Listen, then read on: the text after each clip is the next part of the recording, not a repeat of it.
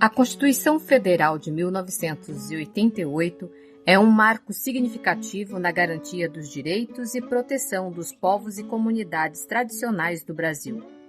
No norte de Minas Gerais, povos e comunidades tradicionais, quilombolas, indígenas, vazanteiros, pescadoras e pescadores que vivem às margens do Rio São Francisco enfrentam diversas violações e lutam diariamente em defesa da vida e da natureza. Esse povo que merece ser reconhecido no nosso país, reconhecido no nosso município e reconhecido em Minas Gerais. O Rio São Francisco está aí morrendo. Ninguém quer enxergar isso. Ao longo das barrancas do Médio Rio São Francisco, comunidades quilombolas, pesqueiras e vazanteiras vivem em terras federais que nunca foram devidamente regularizadas.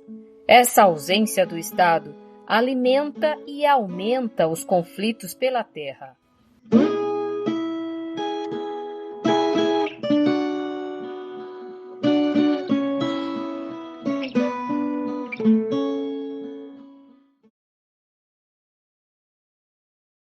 Essa geografia agrária do norte de Minas ela é muito contraditória. Né? Por que ela é contraditória? Porque a gente tem um conflito fundiário histórico que não foi resolvido e atrelado a esse conflito nós temos uma questão semiárida, ou seja, a questão da terra e da água elas são indissociáveis, elas caminham juntas nesse processo das comunidades tradicionais do norte de Minas. Teve uma cheia muito grande aqui em 79, isso já foi da época dos nossos pais, né? Teve uma cheia muito grande, então todo mundo teve que sair da comunidade por causa da cheia. Só que o outro fazendeiro, que não sem ser esse da agora, o outro, não deixou mais ninguém voltar para dentro da comunidade. Teve aqueles que conseguiram voltar na marra, ficaram, né, que está aqui até hoje essa família. Tem aqueles que venderam para o fazendeiro a sua parte, praticamente de graça. E tem aqueles que foi expulso mesmo.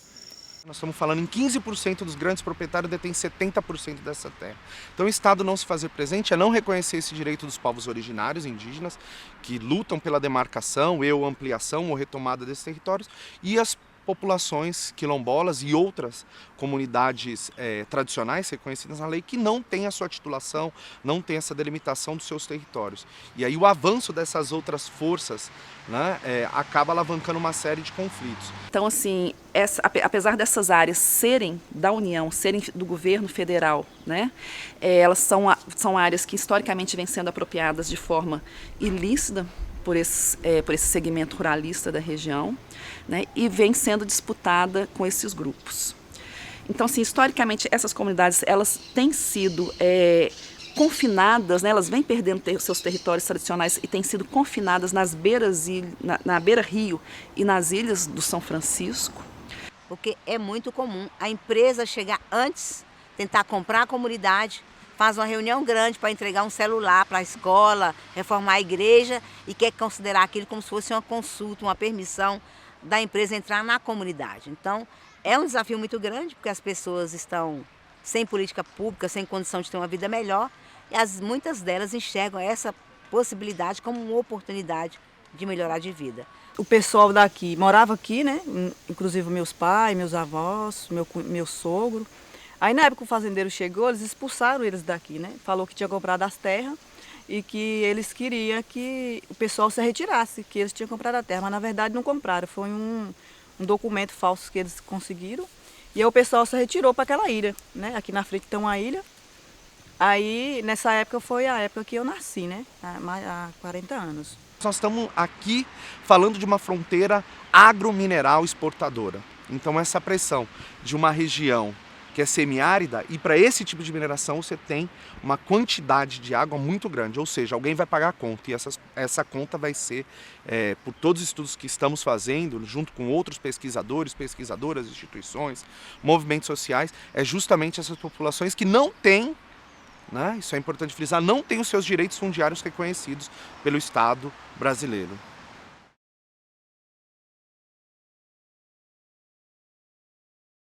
A luta das comunidades tradicionais do norte de Minas Gerais pela garantia de seus territórios é travada diariamente. Em vigilância e pressão nos gabinetes em Brasília, as comunidades se articulam com o apoio das pastorais do campo, na busca constante pela titulação das terras, pela reforma agrária, junto a órgãos representantes do Estado, como SPU, INCRA e MDA. No entanto, o processo burocrático é lento, considerando que entre os anos de 2016 a 2022, as políticas públicas fundamentais para os povos foram desestruturadas.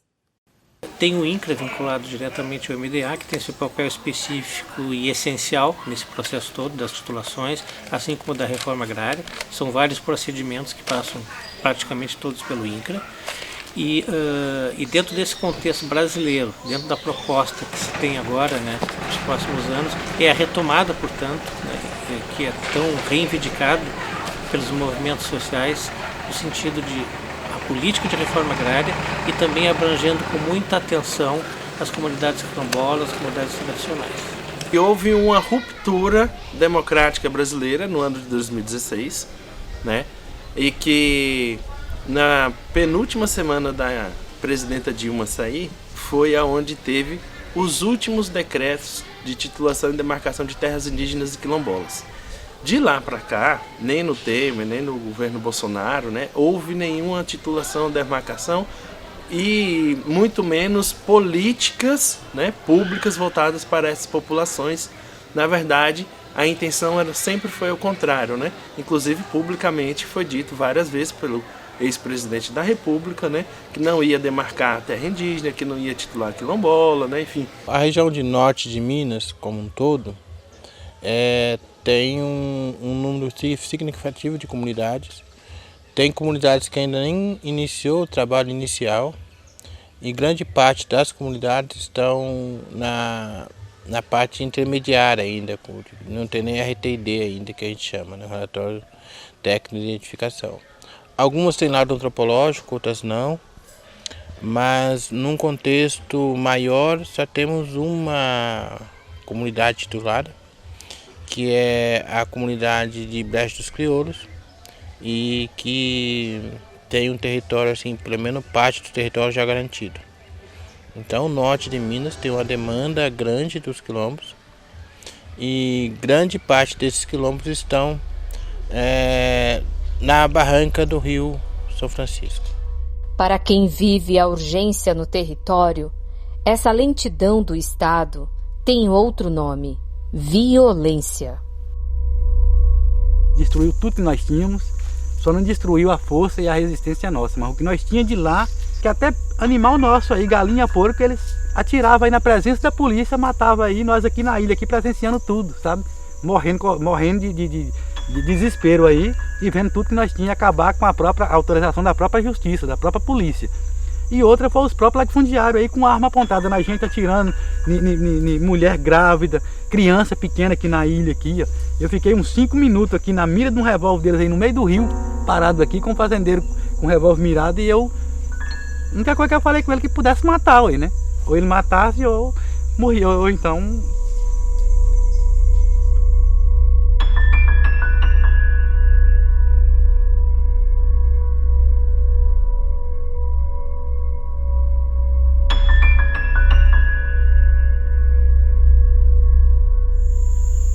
Meu pai morou aqui muito tempo, aí que foi, o pessoal veio, o fazendeiro veio, né, para despejar eles. Aí teve uma época mesmo que minha mãe estava, deixa eu ver, ela estava grávida de uma irmã minha, e ela tinha ido para Maria da Cruz, e meu pai ficou. Aí meu pai foi no rio, olha a rede. Quando chegou, a casa estava pondo fogo, eles colocaram fogo na casa com a minha irmãzinha, né, dentro da casa.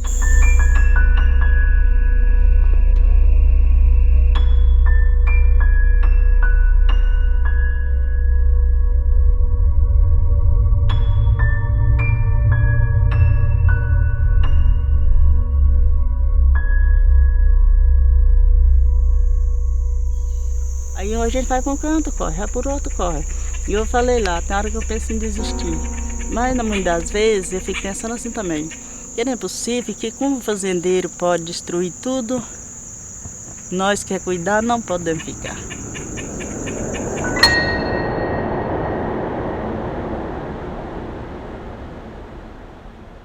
Eu acho que a grande dificuldade das comunidades tradicionais, de nós, povos e comunidades tradicionais e povos originários, é que a gente tem que explicar o óbvio. E quando o óbvio por si só não é suficiente, é muito difícil você conseguir explicar. Você tem que provar que seu território é seu a partir de uma lógica branca, né, com, sei lá, pensamento europeu, americanizado. É muito complicado, cara. E são realidades muito diferentes, assim, igual. A visão de uma comunidade tradicional do território é totalmente diferente da visão do Estado, da visão de um empreendedor. Então, assim, eu percebo que essa pressão, que essa correlação de força desumana é justamente para não deixar isso aflorar muito, né? Porque consegue construir uma outra narrativa contra outros modelos de desenvolvimento, e a forma de fazer isso é a burocracia da lei, né? É impor, de fato, assim, é questionar que o território não é lei. Dentro da lei, o território não é dos povos e comunidades tradicionais, né? Essa lei de terras que a gente tem, ela é absurda, né? De 1850, e assim, a terra passou de pública para privada. Essas comunidades já ocupavam esses territórios, já estavam lá. Agora eles têm que provar que esse território é deles. Então, assim, é uma violência sem precedentes, assim, é absurdo. Você tem que provar que sua casa é sua, que você morou ali a vida inteira, que seu avô estava ali. Então, assim, é uma coisa meio surreal, meio surreal. Então, os ribeirinhos que estão lá na beira do rio, e quando o rio sobe, eles sobem. Quando abaixa, volta para plantar. Isso é a comprovação de que eles estão ali há centenas de anos, que eles conhecem o movimento do rio. Isso está sendo disputado pelo grande poder econômico, né? E esse poder econômico financia políticos. Então, nós estamos falando que uma grande representatividade dentro da Assembleia Legislativa estão lá defendendo os grupos políticos que os elegeram. E a gente está lá defendendo cultura, defendendo a permanência no território, mas nós também queremos a titulação. Se é isso que os brancos precisam para deixar a gente viver em paz, nós estamos lá nessa disputa.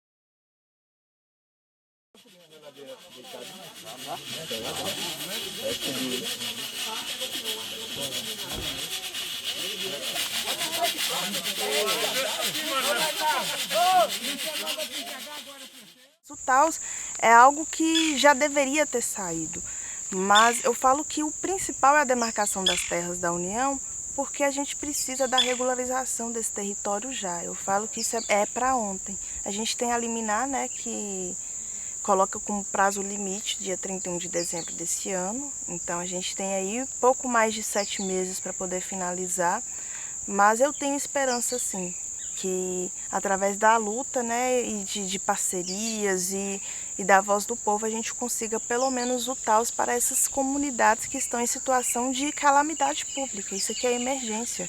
Não dá para a pessoa ficar aqui 6 anos morando debaixo da lona e as pessoas já achar que é normal. Pessoas que estão a 10 metros do rio, que tem todo esse território, esse território é delas. Então não tem como a gente achar que isso é normal. Bom, o processo de luta dessas comunidades tradicionais aqui na região para ter a regularização fundiária de seus territórios tradicionais, na Baixada Média do Rio São Francisco, aí você pega todas esses municípios que você citou, né, como Januária, Matias Cardoso, Manga, Itacarambi, vai subindo até a Bahia. É um processo já de longa data, né, e que se iniciou principalmente quando as comunidades vazanteiras e quilombolas e pesqueiras da região, elas receberam uma visita da Comissão da Presidência da República de Direitos Humanos e Alimentação Adequada, e dentro dessa comissão veio diversas instituições, dentro dela a Secretaria do Patrimônio da União, que aventou a possibilidade para essas comunidades das terras, chamadas terras da União, que são as terras, né, que são banhadas por rios federais, no caso do São Francisco, elas poderem ser regularizadas, dando prioridade para comunidades tradicionais e os povos ribeirinhos. Então, isso foi no ano de 2010, quando a SPU veio nesse encontro, né, e as comunidades começaram a demandar, então, a identificação e delimitação das áreas da União.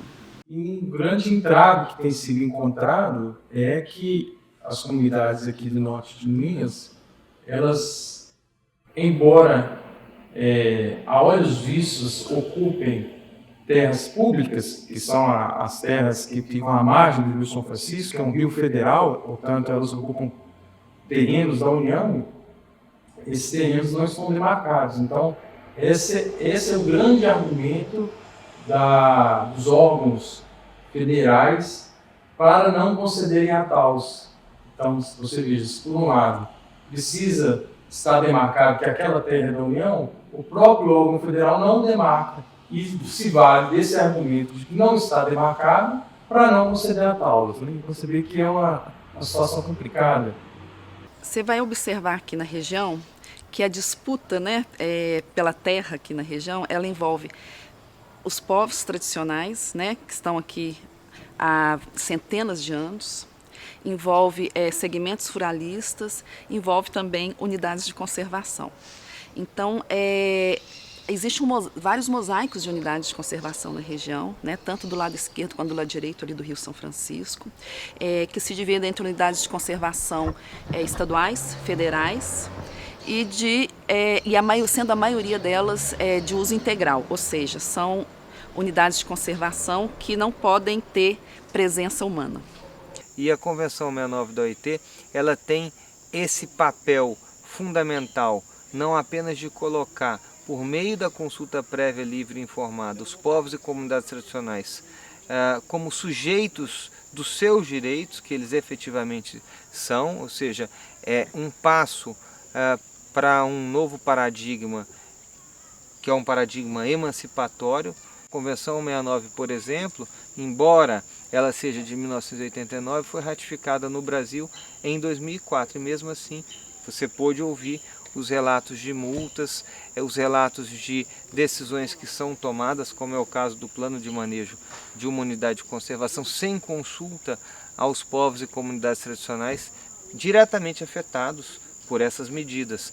As comunidades aqui do norte de Minas, né, elas têm uma característica de serem também ribeirinhas, né, e basanteiras, né, muitas delas, né. A grande maioria das que são atendidas aí pela DPU, pelo menos, são com essa característica. E a gente sabe que o Rio São Francisco é um rio, já, principalmente nesse trecho aqui do norte de Minas, ele já há muito tempo ele é ocupado pelas populações ribeirinhas e também por grandes fazendeiros, né? Então, essa tensão notabiliza a luta dessas comunidades aqui na região, né? E o TAUS é um instrumento muito importante, né? Que o TAUS ele estabiliza, né, essa relação. E a gente sabe que o Rio São Francisco é um rio federal, né? Por atravessar mais de um estado, então isso é um rio federal. E esses terrenos eles estão à sua margem, portanto são terras da União, né? Essa atuação do Estado, como ela se dá, né? A gente, pela normativa jurídica constitucional no Brasil, nós temos os povos originários, os povos indígenas, então eles teriam prevalência sobre qualquer outro direito.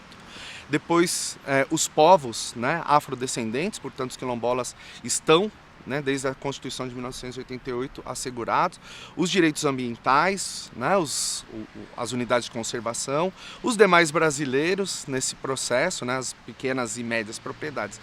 No entanto, que a gente tem uma inversão dessa ordem, né, quer dizer, os grandes proprietários de terra no Brasil concentrando, né, essa máxima, a gente sabe que serve tanto para o território brasileiro, assim como para o norte de Minas, o dado Censo Agropecuário de 2017, né, nós estamos falando em 15% dos grandes proprietários detêm 70% dessa terra. E a gente sabe que as terras e os territórios dos povos e comunidades tradicionais, os interesses para eles são outros, né? É muito mais interessante construir um parque, né, do que você construir uma RDS, uma Resex, onde tem participação. dos povos e comunidades tradicionais. Então assim, eu vejo que a violência do Estado, a violência institucional, ela é muito forte. E antes de tudo, assim, eu penso que a violência é do capital. Porque eu acho que o que mais incomoda o capital é o modo de vida dos povos e comunidades tradicionais, dos camponeses. Porque é autossuficiente, cara.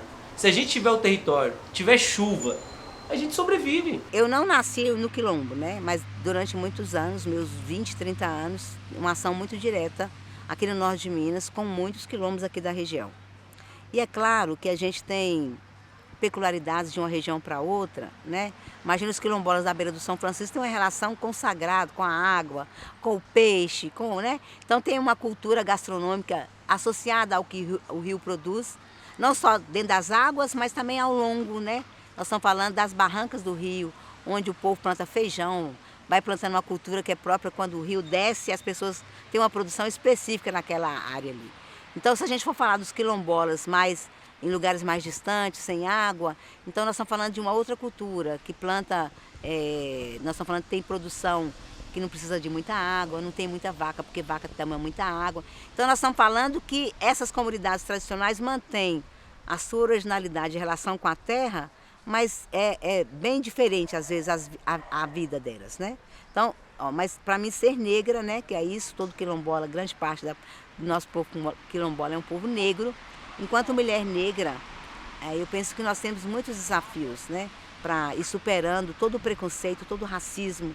As pessoas nos veem sem capacidade, atribuem ao povo quilombola um povo preguiçoso, sem capacidade, sem condições de melhorar de vida. Atribui também, né, essa baixa inteligência. Isso tudo são preconceitos criados na sociedade e que os não quilombolas olham para nós, povo negro quilombola, como incapazes. Mas nós somos festivos, alegres, gostamos de tambores, de batuques, dançamos, celebramos, né, os nossos ritos. E eu penso que é isso que nos diferencia também, de modo mais geral, né, dos brancos ou, né, dos não quilombolas. Então, assim, a gente luta pelo nosso território livre, por um território saudável, sem desmatamento, sem a perseguição de fazendeiro, né? E sem também a perseguição do agronegócio. A gente anseia a regularização, né? A regularização fundiária que vai nos dar maior amparo, né? Jurídico, que vai nos resguardar, né? De certa forma, desses ataques. Não vai acabar, né, com todos, mas vai minimizar, eu penso assim, eu acredito. Nosso objetivo é a regularização fundiária. A gente quer que o rio continue vivo, né?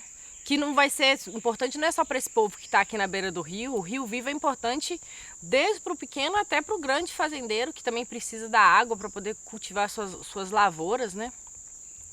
Então, acho que nós estamos precisando dar um salto, sabe? Já há muito tempo nós estamos precisando dar um salto, que a questão ambiental não é uma questão só de minorias, né? A questão de ambientalista, né? A questão de povos tradicionais, a questão de sobrevivência. Eu escutava do Zuitão, ele é dali de Matias Cardoso, ele falava assim, o rio parou de zoar, cara.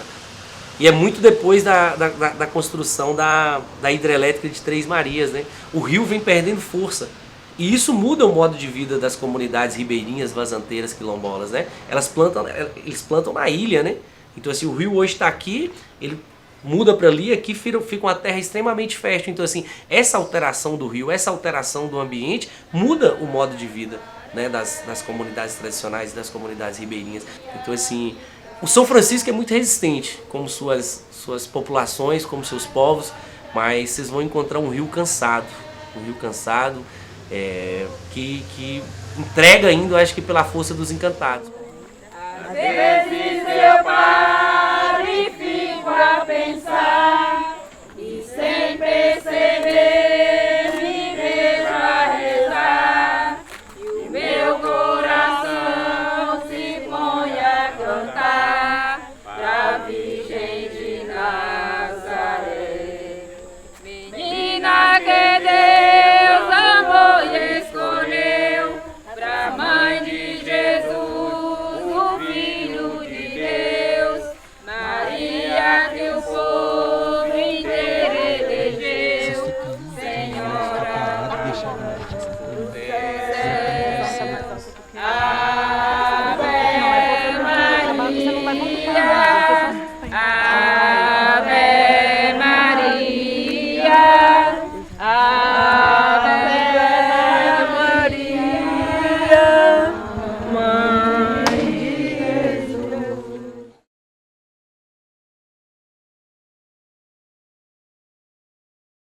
Aconteceu uma audiência no Ponto Chique. A gente estava na audiência pública lá, né, com o Ministério Público Federal, e aí um senhor, ele já estava com uns 87 anos, ele estava xingando porque o pessoal da fazenda foi lá e o cara saqueou uma parte lá que ele é vazanteiro. E o cara tinha saqueado lá uma parte equivalente a uns 50 sacas de milho. E aí ele foi falando que esse fazendeiro era ruim e tudo mais, e aí depois teve uma hora que ele falou sobre a cheia.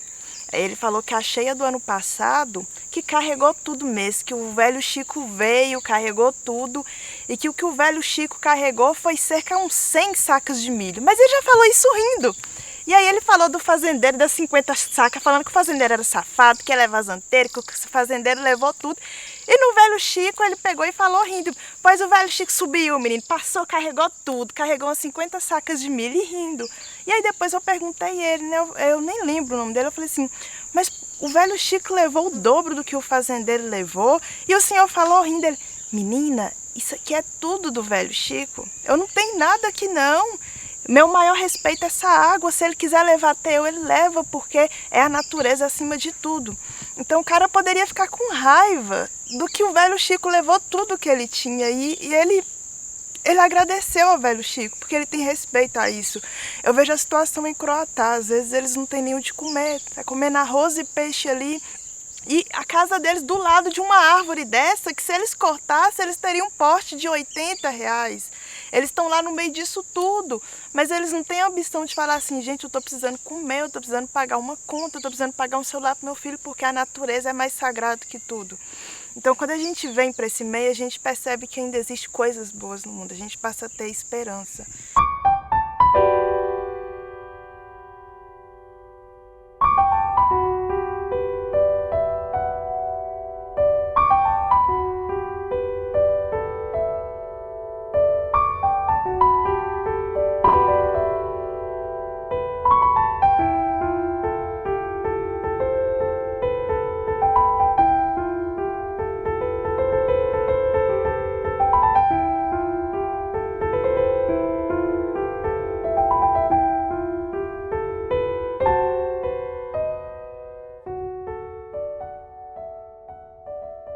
A luta, portanto, não é apenas por um pedaço de terra. É pelo reconhecimento de direitos de um povo ancestral. É pela autonomia de um povo, pela construção de um bem viver. É pela preservação do futuro das águas, do meio ambiente, da casa comum. É a luta em defesa da vida. O desafio é fazer com que o poder público olhe para além dos números da violência e reconheça os verdadeiros dados. Os povos tradicionais do norte de Minas Gerais e do Brasil. Suas vozes alertam há tempos que o modelo de desenvolvimento imposto é insustentável e precisa ser repensado para que a dignidade possa finalmente florescer às margens do Rio Velho Chico.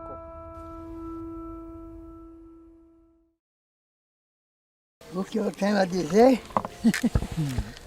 na presença de vocês, a nossa comunidade para nós é um sonho. É um sonho de comunidade. Que era esquecida aí, que nós não enxergava nada, só enxergava o tempo aí. Hoje nós estamos enxergando alguma coisa. Se você sonha, não precisa você expressar com a pessoa aquilo que você sonha. Só de você fazer o ato, você já é um sonhador. A gente tem que pegar muito com os seus parceiros de luta, seus amigos de luta.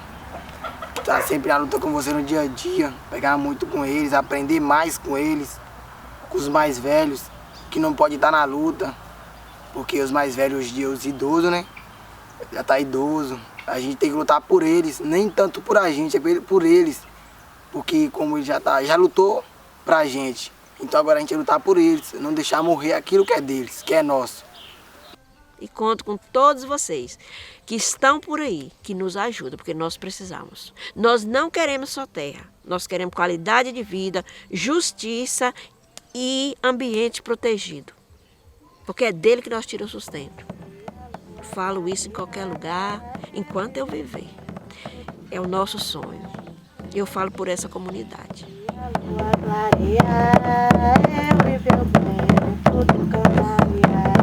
Eu vi o sol e a lua clarear. Eu vi meu bem dentro do canavial. Eu vi o sol e a lua clarear. Eu vi meu bem dentro do canavial. Uma gata lavando chachá lá no banco da areia. Ela lava de banda, com a barriga vermelha. Uma gata lavando lá no banco da areia. Ela lava de banda, com a barriga vermelha. Uau! Legal.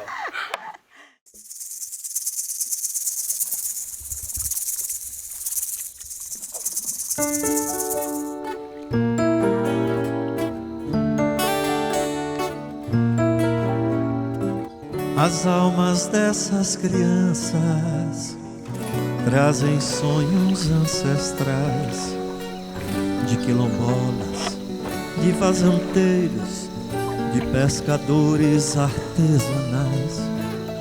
Elas são mais que a esperança, aquela esperança que traz a vida na escola, no livro, a viola. Um sonho livre se faz. Pois há um povo forte no norte de Minas Gerais, às margens do São Francisco, comunidades tradicionais. Pois há um povo forte no norte de Minas Gerais, às margens do São Francisco, comunidades tradicionais. Na prece de um lavrador, o São Francisco baixou as suas sementes, o brilho daquela gente, um sol de nunca se pôr. Vejam que céu diferente, o gado naqueles quintais, o gado que muge, a gente que geme, todos inocentes demais.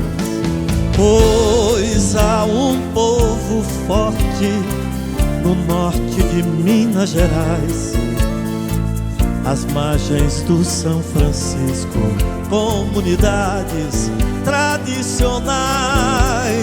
Pois há um povo forte no norte de Minas Gerais, às margens do São Francisco, comunidades tradicionais. No alforje o negro carrega os sonhos dos seus ancestrais, a mais sincera alforria, aquela mãe que sabia antes de todas as lutas sociais. Porque o negro é África, a cor do silêncio e da paz. Mas se precisa ir à guerra, se for necessário ele berra, ele enfrenta qualquer capataz.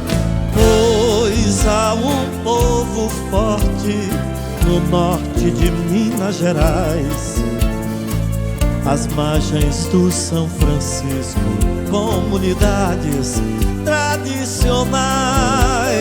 Pois há um povo forte no norte de Minas Gerais, às margens do São Francisco, comunidades tradicionais.